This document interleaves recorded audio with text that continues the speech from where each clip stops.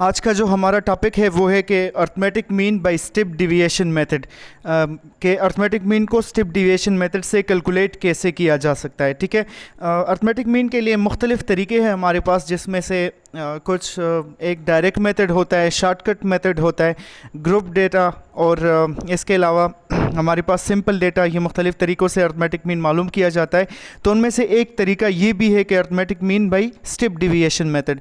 Step deviation method का जो हमारे पास फार्मूला है वो है AM is equal to PM plus summation F dx dash divide by summation F multiply by H, और H की जगह कभी कभी I भी लग सकता है, मतलब कोई H लगाता है कोई I, ये दोनों सेम चीज़ें हैं। अब इसमें से ये टर्म्स, इनका मतलब क्या है फार्मूले में, तो सबसे पहले ये जो AM है इसका मतलब है अर्थमेटिक मीन, PM को हम कहते हैं प्रोविजनल मीन। ये क्या चीज़ है ये फिर मैं आपको क्वेश्चन में हर एक डिटेल से समझाऊंगा। ठीक है, फिर समेशन F dx डैश भी है और नीचे समेशन F है। F इसमें फ्रीक्वेंसी को रिप्रेजेंट करता है, और ये H या I जो है तो ये क्लास इंटरवल है। ठीक है, इसकी वैल्यू हमें एग्जांपल में दी गई होती है, वहाँ से टेबल से हमने इसको लेना होता है। तो इस पर एक एग्जांपल करते हैं तो आपको फार्मूला भी क्लियर हो जाएगा और ये भी क्लियर हो जाएगा कि हम स्टेप डिविएशन मेथड से किस तरह अर्थमेटिक मीन को मालूम करते हैं। ठीक है, तो हमें एग्जांपल दिया गया है कि the detail of production and cost of production of a factory is given as under. तो हमें इसकी जो प्रोडक्शन की कॉस्ट है वो दी गई है 0 से 10 तक, ये इंटरवल्स में दिए गए हैं ना, और 10 से 20, 20 से 30, 30 से 40 और 40 से 50। तो यूनिट्स प्रोड्यूस भी दिए गए हैं, हर एक इंटरवल के सामने उनकी वैल्यू लिखी गई है 3, 9, 20, 48 और 50। तो हमें करना क्या है, इसके अलावा ये भी इस क्वेश्चन का हिस्सा है, एग्जांपल का हिस्सा है कि 50 से 60, 80 तक हमें दिया गया है टेबल में, और उनके सामने यूनिट्स प्रोड्यूस भी दिए गए हैं। तो रिक्वायर्ड में हमें कहा जा रहा है कि calculate arithmetic mean by step deviation method. हमने इस डेटा से अर्थमेटिक मीन को मालूम करना है स्टेप डिविएशन मेथड से। ठीक है, तो मैं आपको अभी समझाऊंगा कि किस तरह हमने इससे अर्थमेटिक मीन को कैलकुलेट करना है। तो सबसे पहले एग्जांपल में जो हमें टेबल दिया गया था उसकी मदद से हम यहाँ पर एक प्रॉपर टेबल बना लेंगे, जिसमें ये सब कुछ जो कुछ हमें चाहिए होगा, जो कुछ हमें गिवन है, तो उन सब वैल्यूज़ को हमने लिखना होता है। तो कॉस्ट ऑफ प्रोडक्शन जो है उसके लिए ये पहला कॉलम मैंने बना लिया है। हमें जो दिया गया था कि 0 से 10 तक, 10 से 20 तक, और ये सारी वैल्यूज़ यहाँ पर मैंने लगा दी है। फिर जो यूनिट्स प्रोड्यूस मतलब कितने यूनिट्स, नंबर ऑफ़ यूनिट्स। तो जब भी याद रखें इन अर्थमेटिक मीन की एग्जांपल्स में नंबर ऑफ़ स्टूडेंट्स आ जाए, नंबर ऑफ़ पीपल आ जाए, number of workers, number of something आ जाए, तो वो हमारे पास फ्रीक्वेंसी होती है। तो यहाँ पर यूनिट्स प्रोड्यूस मतलब नंबर ऑफ़ यूनिट्स हो गए ना, तो उसको मैंने इस टेबल में लिखा है। ये भी हमें क्वेश्चन में दिया गया था, तो वो वैल्यूज़ मैंने लिखी है। ठीक है, तो ये कॉलम और ये कॉलम ये गिवन डेटा से मैंने लिया हुआ है। अब हमें फार्मूले के लिए क्या क्या चाहिए तो उसको हम कैलकुलेट करेंगे। सबसे पहले ये जो कॉलम आपको नज़र आ रहा है, ये वाला मिड पॉइंट जिसको मैंने कहा हुआ है, तो ये हमारे पास x की वैल्यू है। अब ये x की वैल्यू I कैसे है, मैं आपको इस पर थोड़ा सा समझाता हूँ। अगर आप देखें तो मैंने पहली वैल्यू लिखी है 0 + 10 डिवाइड बाई 2। तो ये बात जहन में रखें कि हम जब हमारे पास ये इंटरवल क्लास इंटरवल्स दिए जाते हैं तो इनमें से x को कैलकुलेट करना ऐसा होता है कि x इन वैल्यूज़ का मिड पॉइंट होता है। आपने दोनों वैल्यूज़ को 8 करके 2 पर डिवाइड करना होता है। जिस तरह के यहाँ पर 0 से लेकर 10 तक दिया गया था, तो मैंने 0 + 10 डिवाइड बाई 2 लिखा, तो इससे हमारे पास 5 आ गया। फिर नेक्स्ट 10 से लेकर 20 तक है, तो इसमें मैंने ऐसा किया है कि 10 + 20 डिवाइड बाई 2 कर दिया, इससे 15 आ रहा है। तो अगर आप गौर करें ना इस बात पर, तो यहाँ पर पहली वैल्यू 5 आ गई, दूसरी वैल्यू 15 आ गई है। चूँकि इनमें सेम जो है क्लास इंटरवल का जो साइज़ है वो 10 है, इनमें सेम वक्फा इनमें 10 आया है हमारे पास। तो इसका मतलब ये बनेगा कि ये जो x की वैल्यूज़ होगी उनमें भी 10 डिफरेंस होगा। तो बाकी के लिए अगर आप इसको करेंगे तो 20 + 30 डिवाइड बाई 2 करेंगे, यानी कि 50/2 तो 25 आ रहा है। तो ये भी आसान तरीका है, आप हर एक इस तरह कर सकते हैं।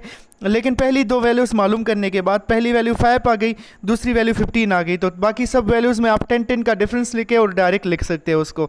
जिस तरह मैंने नेक्स्ट वैल्यू 25, फिर 35, फिर 45, फिर 55 और इस तरह लास्ट तक 75 तक मैं चला गया। ठीक है, अब x मालूम हो गया है तो हमें नेक्स्ट जो टेबल मैंने बनाया है जो हमें चाहिए वो है dx का टेबल। ठीक है, dx जो है ये बराबर होता है x minus provisional mean. pm का मतलब प्रोविजनल मीन होता है। ये प्रोविजनल मीन असल में है क्या, ये एक ऐसा नंबर होगा जो कि आपने सपोज करना होगा, आपने इसको कंसिडर करना होगा। याद रखें ये हर कोई अपनी मर्जी से ले सकता है। आपके जहन में जो भी नंबर आता है आप उसको कंसिडर कर सकते हैं, आप उसको प्रोविजनल मीन ले सकते हैं। और हर कोई डिफरेंट प्रोविजनल मीन ले तब भी उसके पास अर्थमेटिक मीन सेम आएगा। प्रोविजनल मीन की वैल्यू से अर्थमेटिक मीन पर कोई असर नहीं पड़ेगा। ठीक है, तो आप लोगों की मर्जी है कि आप प्रोविजनल मीन को क्या कंसिडर करते हैं। बेहतर बात ये होती है कि आप प्रोविजनल मीन को इस एक्स कॉलम से कंसिडर करें। वैसे तो आप कोई भी ले सकते हैं लेकिन एक्स कॉलम से कंसिडर करना ये थोड़ा सा इजी हो जाता है। ठीक है, तो इस एग्जांपल में मैं ऐसा कर लेता हूँ, यहाँ पर मैंने लिखा है कि प्रोविजनल मीन को मैं कंसिडर कर रहा हूँ 35 इस एक्स कॉलम में मौजूद है। ठीक है, तो इस प्रोविजनल मीन को हमने कंसिडर कर लिया है, इसको आपने जहन में रखना है। और ये जो dx में मालूम करूँगा ना, तो ये असल में इसमें हमें करना क्या होगा, dx बराबर होता है x माइनस प्रोविजनल मीन के। तो हम x की हर वैल्यू से प्रोविजनल मीन को माइनस करेंगे और इससे हमारे पास ये dx का टेबल आएगा। बस आपने ये बात जहन में रख लेनी है कि dx जो होता है ये x माइनस प्रोविजनल मीन के बराबर है। तो पहली वैल्यू dx कॉलम में पहली वैल्यू मैंने लिखी है 5 माइनस 35। क्यों किया मैंने ऐसे, क्योंकि x माइनस पी एम होता है, x की वैल्यू इस कॉलम में 5 है और प्रोविजनल मीन को मैंने 35 सेलेक्ट किया है। तो 5 माइनस 35 से माइनस 30 आता है, तो पहली वैल्यू dx कॉलम में माइनस 30 आ गई।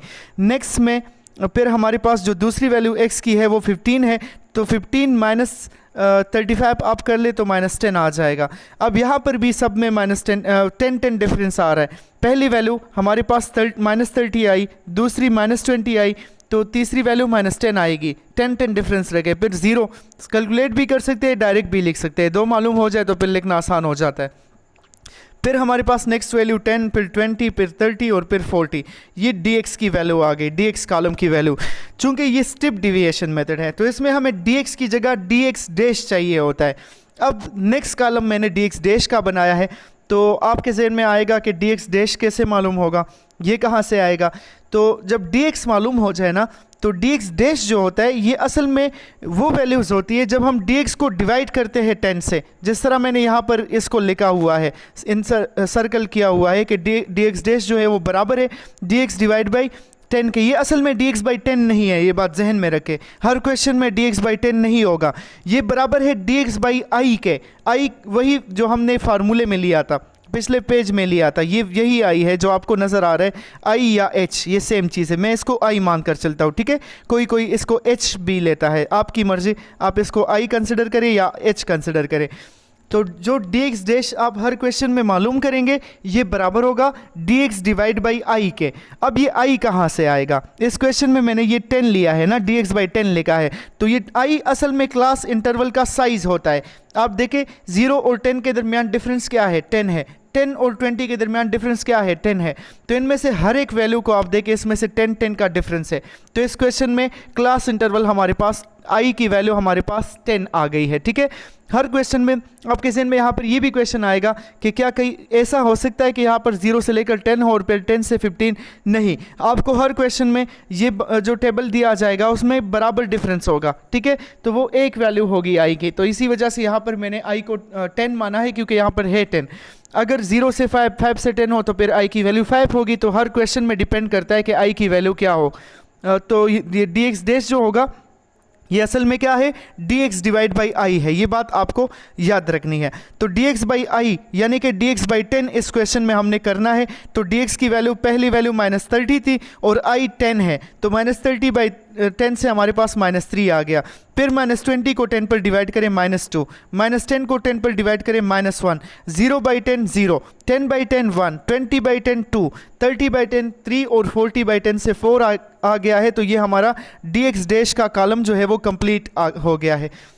सबसे लास्ट जो कॉलम है वो मैंने लिखा है एफ डी एक्स डैश। ठीक है, F D X dash simple सी चीज़ है, एफ और डी एक्स डैश को आपने मल्टीप्लाई करना है। एफ का कॉलम गिवन डेटा से ही हमारे पास आ जाता है, जो ये कॉलम है यानी कि जो फ्रीक्वेंसी का कॉलम है, और डी एक्स डैश हम यहाँ पर ये मालूम कर चुके हैं। तो आपने इन दोनों की क्वांटिटीज़ को मल्टीप्लाई करना है, तो जो last F D X dash का कॉलम है वो आपके पास आ जाएगा। हमें फार्मूले में एफ डी एक्स डैश की वैल्यू भी चाहिए होगी, इसीलिए ये मालूम करना ज़रूरी है। तो पहले 3 मल्टीप्लाई हो जाएगा -3 के साथ, तो इससे -9 आ गया। फिर 9 मल्टीप्लाई हो जाएगा -2 के साथ, -18 आ गया। तो ये करिस्पॉन्डिंग इंट्रीज हम मल्टीप्लाई कर देंगे। 20 -1 के साथ मल्टीप्लाई हो जाने से -20, 48 0 के साथ तो 0 आ जाएगा, 51 के साथ तो 50 आ गया, 42 के साथ इससे 80 आ गया। तो ये सारी करिस्पॉन्डिंग वैल्यूज़ हमने मल्टीप्लाई कर दी और एफ डी एक्स डैश का कॉलम भी जो है हमारे पास कंप्लीट हो गया है। अब हमें क्या करना है, अगर आप फार्मूले की तरफ नज़र दौड़ाएं तो फार्मूला हमारे पास बराबर है arithmetic mean is equal to provisional mean plus summation F D X dash divide by summation F multiply by I. तो प्रोविजनल मीन की वैल्यू हमारे पास है, वो मैंने 35 लगा दी, और ये कौन सी वैल्यू थी जो हमने खुद से कंसिडर की थी। आपने अगर 35 सेलेक्ट नहीं किया तो जो वैल्यू आपने सेलेक्ट की है तो आप वो पुट कर लेंगे यहाँ पर, ठीक है। नेक्स्ट वैल्यू हमारे पास summation F D X dash है। तो summation F D X dash का मतलब ये है कि ये जो F D X dash column है इनकी सारी वैल्यूज़ को आप प्लस कर दे। समेशन का मतलब सम है, ठीक है। तो हम ये सारी वैल्यूज़ प्लस कर देंगे, -9 -18 -20 ये सारी वैल्यूज़ ऐड कर दे आप लोग। और जब ये सारी वैल्यूज़ मैंने ऐड की है तो इससे हमारे पास जो रिज़ल्ट आ रहा है वो है 178। इसी तरह फार्मूले में हमें समेशन एफ भी चाहिए। समेशन एफ का मतलब कि आप एफ कॉलम की सारी वैल्यूज़ को ऐड कर दें। तो ये जितनी भी वैल्यूज़ है इनको मैंने ऐड किया हुआ है, तो इससे हमारे पास 200 आ रहा है। तो ये वैल्यूज़ हम यहाँ पर फार्मूले में पुट कर देंगे जिस तरह आपको नज़र आ रहा है। Summation F D X dash की जगह मैंने 178 लगाया है यहाँ पर, और समेशन एफ की जगह मैंने 200 लगाया है जो ऊपर कॉलम से हमें वैल्यू मिली है, और आई की वैल्यू हमारे पास 10 थी। तो जब सारी वैल्यूज़ मिल गई है, अब सिर्फ इनको सिंप्लीफाई कर दे, हमारे पास रिजल्ट आ जाएगा। 178 डिवाइड बाई 200 से 0.89 आता है, और 10 के साथ मल्टीप्लाई कर दे तो 8.9 आ जाएगा, और इसको 35 के साथ प्लस कर दिया तो हमें अर्थमेटिक मीन जो है वो मिल गया है 43.9। तो ये है स्टेप डिविएशन मेथड से अर्थमेटिक मीन को कैलकुलेट करने का तरीका, ठीक है। आप इसकी तरफ देखें और इसका स्क्रीनशॉट ले या इसको पास कर ले, वीडियो को समझने की कोशिश करें। फिर इस पर मज़ीद भी क्वेश्चन करवाऊंगा, आपको उससे भी क्लियर हो जाएगा। ये बात भी याद रखें कि स्टेप डिविएशन मेथड से अब अर्थमेटिक मीन के जितने भी क्वेश्चंस होंगे वो सारे के सारे इस तरीके से होंगे। अगर आप एक क्वेश्चन को समझ गए तो समझ जाए कि आपने ये तरीका सीख लिया है, बस अब इसमें कोई प्रॉब्लम नहीं होगी, ठीक है। तो बस ये कुछ स्टेप्स ज़हन में रखने हैं कि हमारे पास कॉलम में क्या क्या बनाना होता है। आपको इंटरवल और एफ क्वेश्चन में दिए जाते हैं। इंटरवल से हम x मालूम करते हैं, वो बराबर होता है उस इंटरवल की वैल्यूज़ का मिड पॉइंट होता है, उनको ऐड करके 2 पर डिवाइड करना। फिर आपको dx कॉलम मालूम करना होता है। dx होता है x माइनस प्रोविजनल मीन, तो उसके लिए आपको पहले प्रोविजनल मीन कोई नंबर लेना होता है। जब वो आप कंसिडर कर ले तो x कॉलम से वो माइनस करे, आपके पास dx कॉलम आ जाएगा। फिर आपको dx डैश का कॉलम चाहिए होता है। dx डैश बराबर होता है dx डिवाइड बाई आई के। आई का पता आपको इस कॉलम से चलता है जो पहला कॉलम है कि इसमें साइज़ क्या है, ठीक है। तो यहाँ पर हमारे पास 10 था तो हमने dx को 10 पर डिवाइड किया। और सबसे last column f dx dash का होता है, यानी f और dx डैश को मल्टीप्लाई करने से वो कॉलम आ जाता है। तो फिर फार्मूले में पुटिंग है और उससे आपके पास अर्थमेटिक मीन की वैल्यू आ जाती है, ठीक है।